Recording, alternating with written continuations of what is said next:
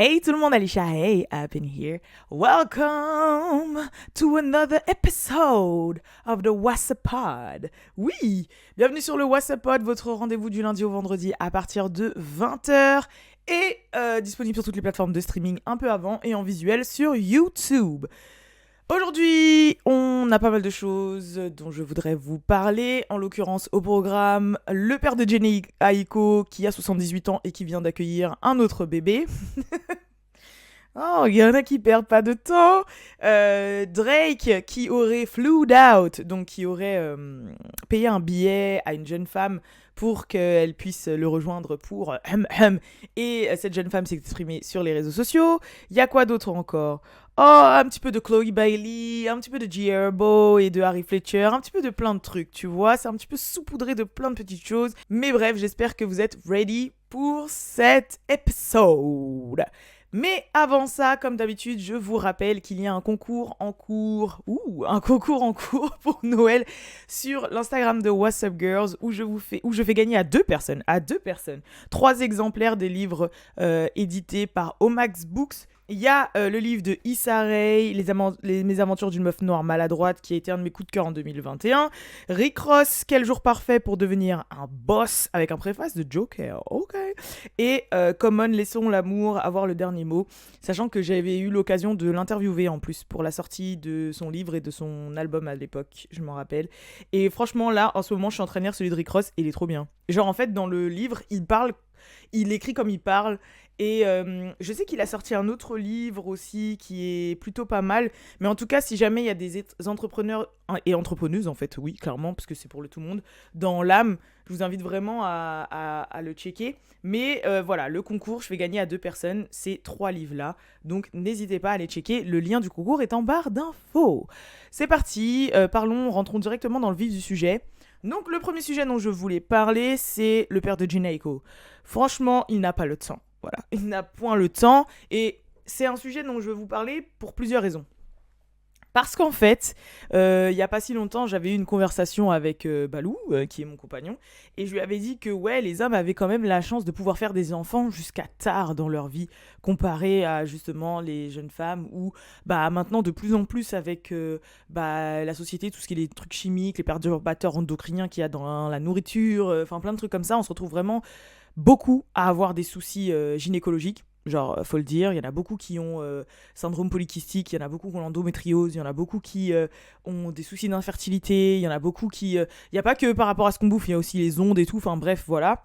Et donc déjà avoir du mal à procréer tout court, et aussi par rapport au fait que c'est vrai que notre machine reproductive se stoppe passer un certain âge en fait. Alors qu'un homme, ça peut faire des gosses limite toute sa vie. Ok, ils ont des pannes peut-être de bâton dur, mais vous inquiétez pas qu'ils peuvent trouver encore des petits amis têtards qui sont présents, tu vois. Et là, on en a la preuve, et c'est pour ça que quand j'en avais parlé à Balou, je dis, tu vois, même à 80 balais, tu peux encore avoir des gosses. Et c'était par rapport au père de Jenny Aiko qui vient d'accueillir son 9e enfant, voilà, un petit garçon. Donc son père à Jenny a 78 ans, et donc son fils, le petit frère de Jenny, sera du même âge que le fils de Jenny, parce que je vous rappelle que Jenny Aiko vient d'accueillir un petit garçon avec Big Sean il y a quelques mois de ça, et là son papa vient d'accueillir son petit frère. Vous avez commencé à capter? Ok, voilà. Et ce que j'ai trouvé aussi drôle, c'est que le petit frère en question s'appelle Jassé, comme XXXTentacion. Voilà, c'était le nom de XXX pour ceux qui écoutaient sa musique et qui aimaient beaucoup. Voilà, le petit frère de Jenny Aiko s'appelle Jassé. Donc je trouvais ça un peu genre... c'était une anecdote marrante. Après, je pense peut-être que le père de Jenny, il est tombé sur le prénom de XXX en disant purée, c'est un beau prénom. Après, en plus, c'est un prénom Rastafari de base. Jassé, ça veut dire Dieu a dit, parce que Jah, Dieu, et c'est, et voilà.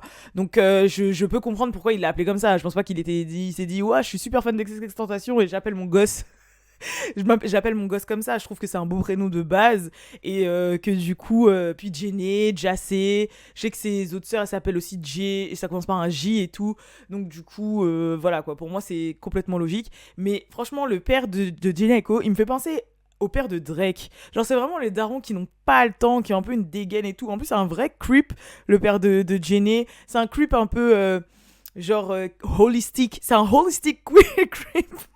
Putain, je dis des trucs de ouf. Mais t'as capté, c'est un mec Erika Badu des cribs.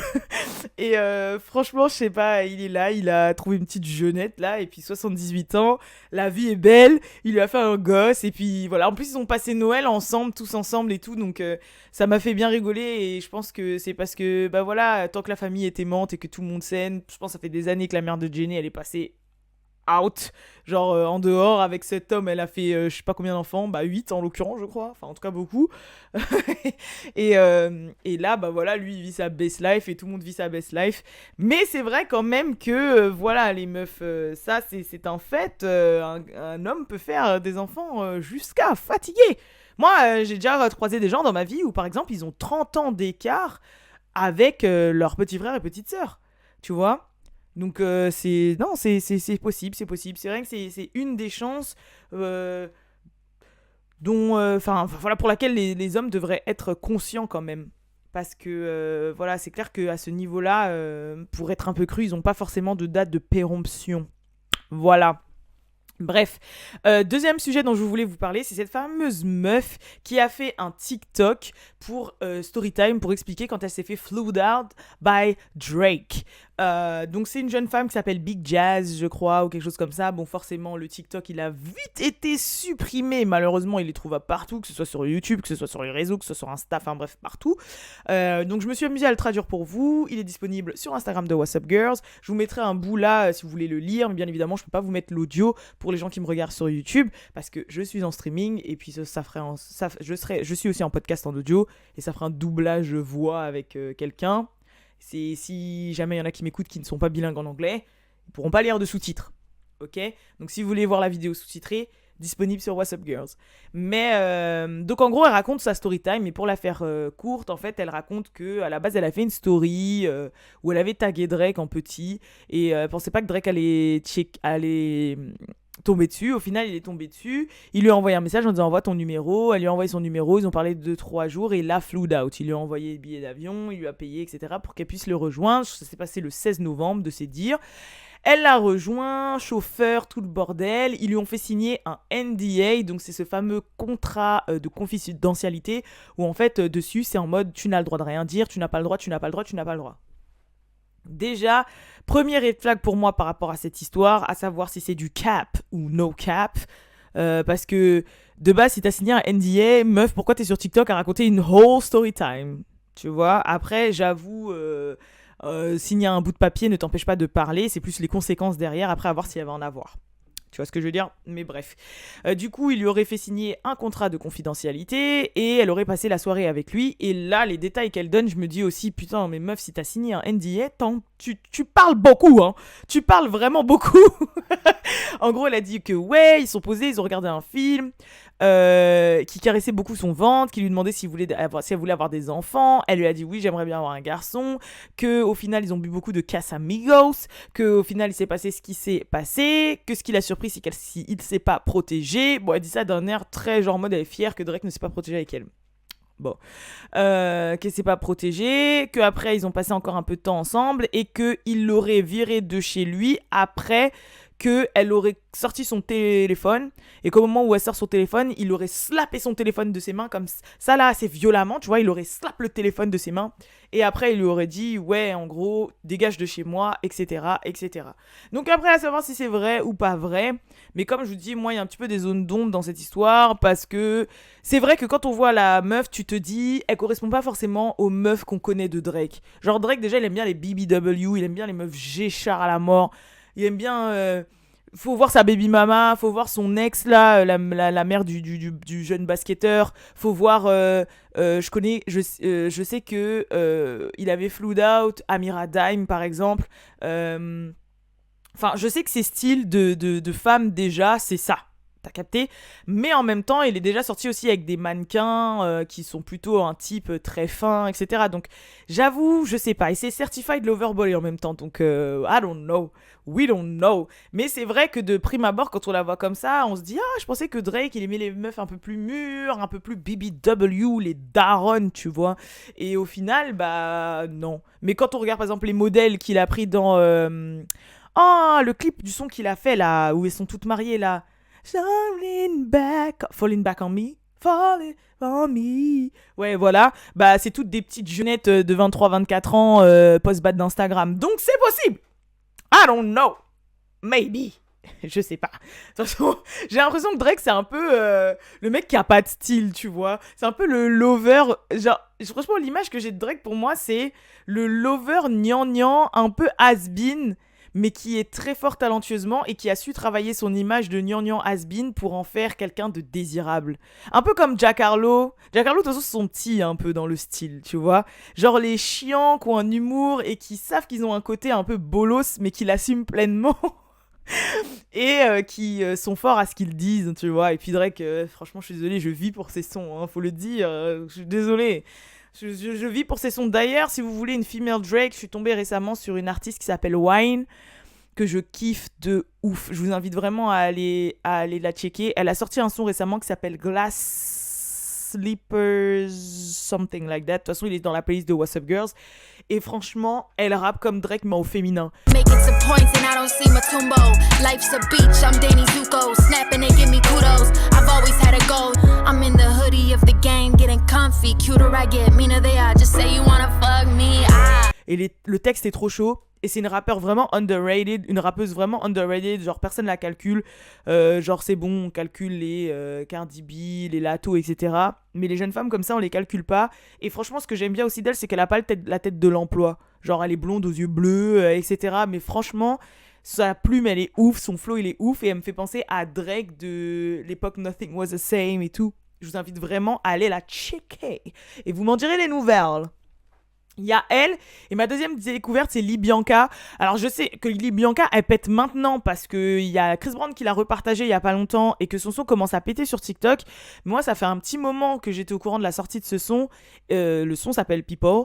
I've been drinking more alcohol for the past 5 days.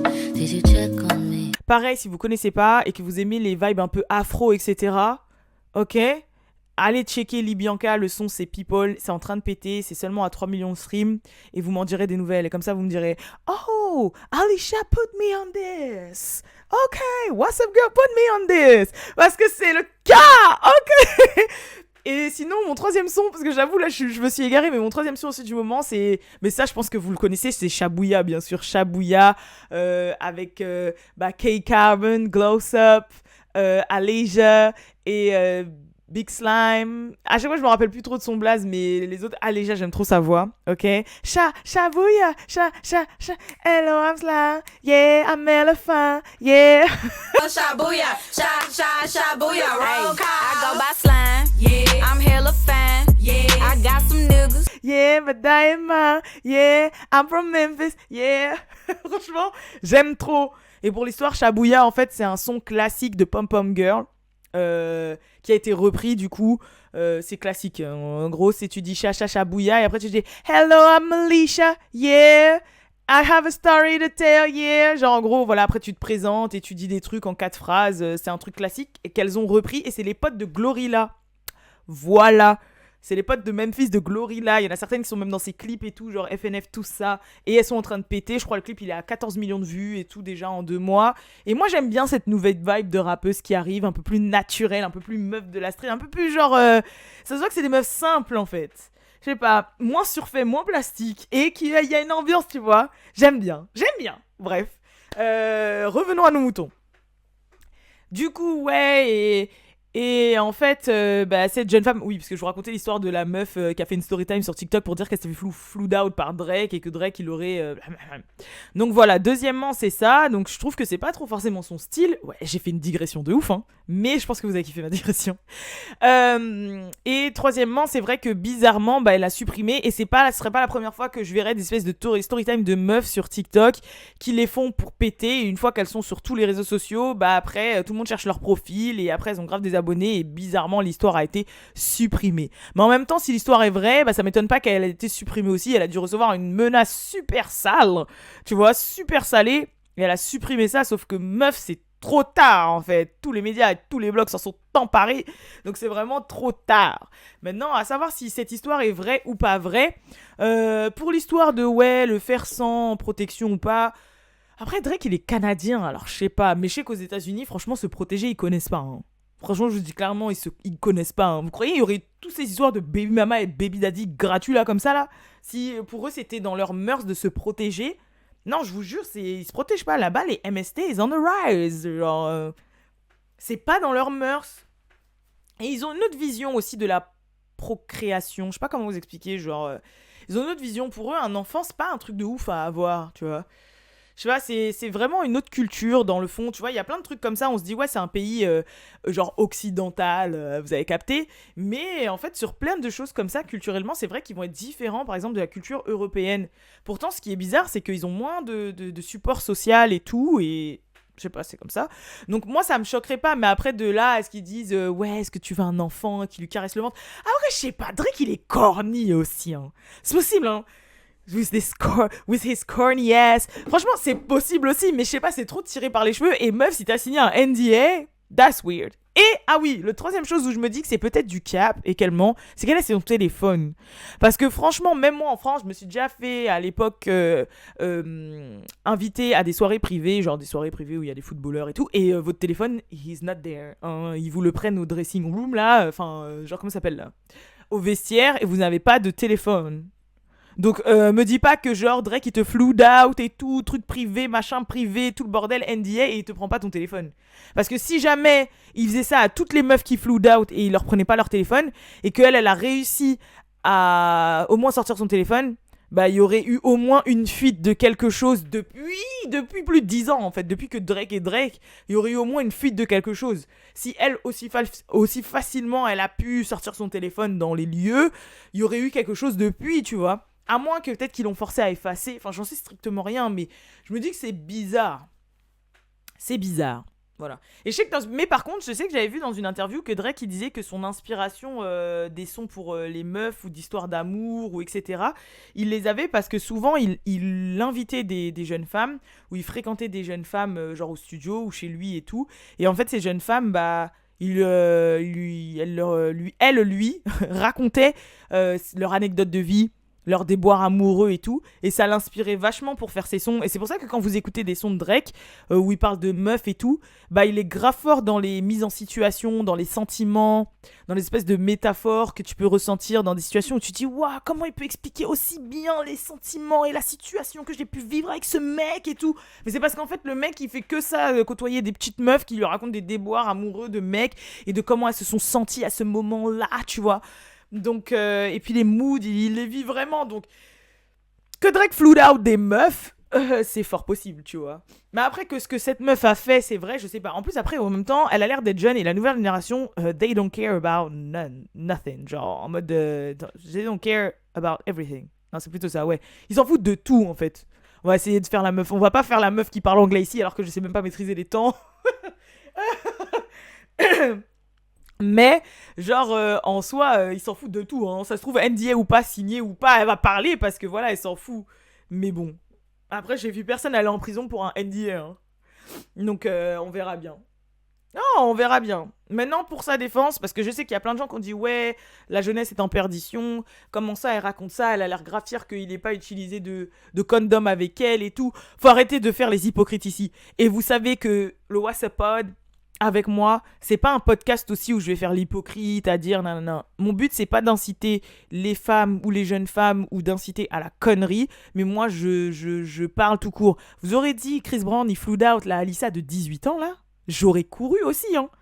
Et il faut arrêter de se mentir. On sait tous, au lieu de dire ouais, franchement, les machins, arrêtez s'il vous plaît, arrêtez. On sait tous ce que c'est d'être young and dumb.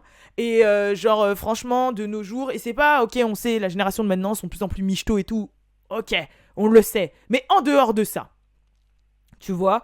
Et je peux comprendre aussi que, par exemple, dans ta vie, tu veux vivre une anecdote pour qu'après, quand tu sois grand-mère sur ton rocking chair, comme ça, raconter à tes enfants 80 ans, tu dis bah, vous savez, mes chéris, à l'époque, maman, elle a eu une aventure avec Drake. Non, grand-mère a eu une aventure avec Drake. Genre, je sais pas si t'as capté. Genre, il y en a, ils font ça pour avoir une aventure de vie, un truc à raconter, un truc spécial ou le faire dans leur vie, histoire d'avoir du piment et une anecdote à raconter, tu vois. Et comme la personne, elle est exceptionnelle, bah, tu vas pas la considérer comme une chouin. Parce que tu te dis, ouais, j'avoue, c'est peut-être à vivre quand même, tu vois. Genre, tu peux le vivre une fois dans ta vie, une expérience comme ça. Genre, t'es flued out, tu passes une soirée avec un truc de ouf, tout ça. Bon, c'est vachement un fantasme, capitaliste, divertissement, brainwashing de la télé et de la musique. Mais on va parler français, faut arrêter 5 minutes. Hein, genre, voilà, quoi. Après, c'est quand tu commences à réfléchir, que tu commences à prendre de l'âge, que t'as des enfants, que t'es marié et tout, tu dis oh hell no, et là tu vois les dangers de la chose. Mais franchement, quand t'es jeune, faut arrêter 5 minutes. Voilà, on va pas faire les hypocrites ici, hein, parce que je sais qu'il y en a trop qui aiment trop faire les hypocrites, genre ah moi jamais, ah ouais non mais j'avoue, ah ouais non mais ça fait pute et tout. Oh mon œil, franchement faut arrêter. Hein. Oh là là. Bref, même si tu peux avoir de l'appréhension, comme moi, qui était mi-bad bitch, mi-bolos. Et moi j'aurais eu trop peur, j'aurais dit oh, mais j'aurais peur et tout, imagine mes darons, imagine en fait c'est une blague, imagine c'est genre une arnaque, imagine on capture, et j'aurais eu trop peur, franchement j'aurais eu trop peur, je crois que j'aurais trouvé une douille, genre j'aurais essayé de dire je peux venir avec ma copine, ou je peux venir avec ma cousine, franchement j'aurais trouvé une douille comme ça, parce que moi j'ai trop peur des trucs comme ça, genre franchement j'ai trop peur, et il y a aussi le fait que... je sais pas, il y a une partie de toi aussi où tu sais que genre t'as peur que ça se sache ou que tu passes pour je sais pas quoi. Genre, et je vous parle en connaissance de cause, hein, parce que j'ai eu, à l'époque où j'étais à mon prime, j'ai eu plusieurs DM de personnalités assez connues et j'ai concrétisé avec aucune d'elles parce que franchement j'avais trop peur. Genre, c'est pour ça que je vous dis, je fais la meuf, mais je sais ce que c'est de dire non parce que t'es une baltringue, hein, franchement. Donc voilà, et parce que j'ai un daron qui veille au grain et mon but c'est quand même pas de niquer sa présence. Parce que j'ai un daron qui est un petit peu connecté, tu vois. Mais, voilà. Si vous avez pas ce côté un petit peu bolos et peureux comme moi, baltringue comme moi, je peux comprendre que vous puissiez aller. Voilà. C'est tout ce que j'ai à dire. Bref. Donc oui, ouais, après à savoir si elle ment ou elle ment pas, n'hésitez pas à me dire pour ceux et celles qui me regardent sur YouTube si vous pensez que cette jeune femme ment ou ne ment pas. Et si vous, qu'est-ce que vous auriez fait à sa place si c'était vrai, si Drake vous aurait dit envoie ton number, je te flew out et tout le bordel. Et pas d'hypocrite ici, hein. Arrêtez de dire oh moi, voilà. Genre je vous force à dire oui, vous l'aurez fait. Alors que non, je sais très bien qu'il y en a qui l'auraient pas fait, hein. C'est bien évidemment, bien sûr. Dernière chose dont je voulais vous parler, c'est... parce que sinon, après, il va être... oh, quoi que je peux faire rapidement. C'est Chloé Bailey qui a été vue dans la street, dans les bras, enfin, main à main, bras à bras, avec un jeune homme, ok. Donc, les rumeurs vont de bon train, à savoir si c'est son nouveau beau, ou si c'était un cousin, ou un grand cousin, ou je sais pas quoi. Parce que j'avoue, ils ont l'air vraiment très proches, en fait, dans les photos. Donc, on voit qu'ils sont intimes, mais après... Moi, franchement, tu peux tenir un cousin comme ça, tu vois, ou tu sais pas. Ou peut-être que c'est son chéri chou. En tout cas, on verra bien. Et sinon, qu'est-ce que je voulais vous dire d'autre encore ? Oui, Kelani qui a une nouvelle petite amie, du coup. Donc non, elle n'est plus avec Ho 70 Shake, qui elle aussi a moved on, etc. Et sinon, il y a Gierbo qui a fait, du coup, qui était le nouveau invité de Carisha Please, le podcast avec Young Miami. Et... dans ce podcast, il a admis avoir trompé Harry Fletcher à l'époque avec sa femme baby mama dans ce moment qui est Taïna. Donc voilà. Bon, il a dit à l'époque, on était jeunes, je venais de perdre un proche à moi, elle faisait de la postpartum depression, ça n'allait vraiment pas, etc. Donc il a dit, moi j'étais déjà émotionnellement checked out de la relation, genre... pour moi, comment on n'était plus en relation, mais c'est vrai que dans les faits, on l'était. Donc oui, j'admets que je l'ai trompé et tout ça.